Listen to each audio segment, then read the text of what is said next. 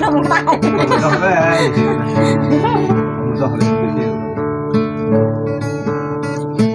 nè tiêu nè có tôi sao về có tôi muốn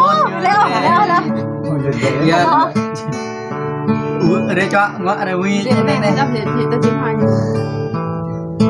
anh đó đấy nghe nó thòng thôi lại em ở bây giờ tao là thò đấy mở chéo thành tao phải thò ngoại tôi cái số này có cái em ha nó biết bây giờ nhớ biết nhớ tặng con nó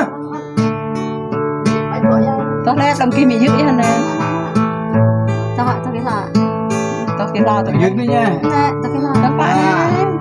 dạ dứt lại mi dứt tao lo mi tôi lấy in tôi lo in để cài dần con này tao lại cả ngàn đen nè cái ngàn này tao lấy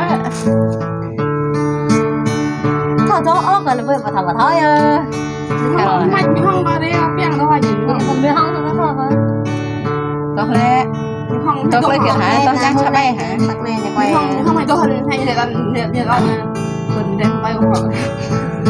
cái gì là bay đúng rồi bay lắp tôi lấy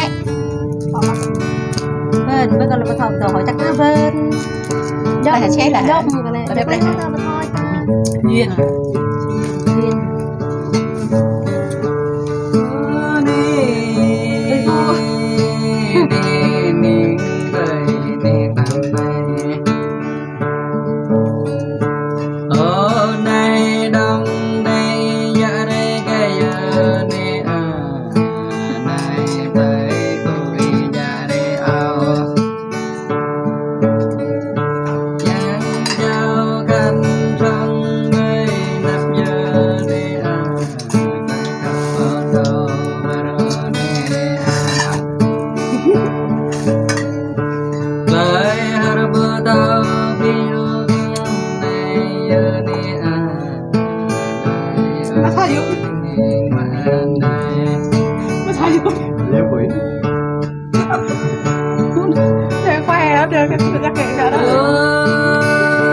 Sayur quá, bisa kan?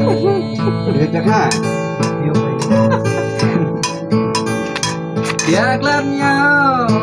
vô tùy cru cái đây giờ này nè giờ gần đây vô tùy cru có việc lẫn nhau